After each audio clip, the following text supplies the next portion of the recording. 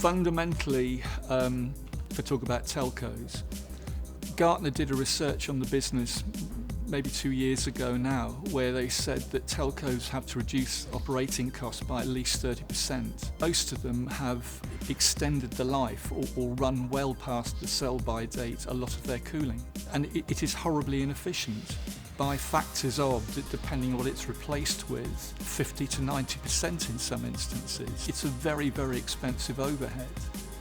And I believe that the only thing that's stopping the mass update of the cooling, it's a very, very large capital cost. They get budget released and they do so many a year that of the ones that are the tiredest and they believe to be the most threat to the business. And many of the businesses in fact run with temporary cooling, which is even more expensive because they've got the old units clanging away in the background and they put something else in there to support them on the hotter days. So it's tense. Telefonica, who got a large presence in South America, most countries. They're in Spain, Germany and the UK. O2 is their UK front.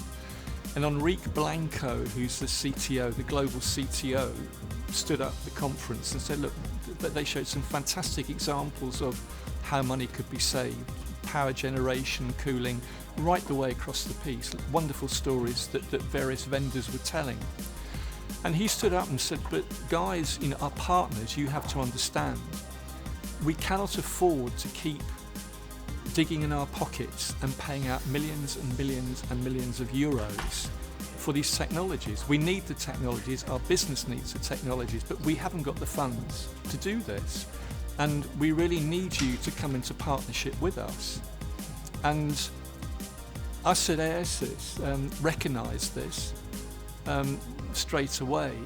And it's why we've baked this offer called Cooling as a Service, where in fact there is no capital cost. You fundamentally rent the cooling service. So we will update it, we will put in the latest technology in line with your company's strategies, and we will manage it.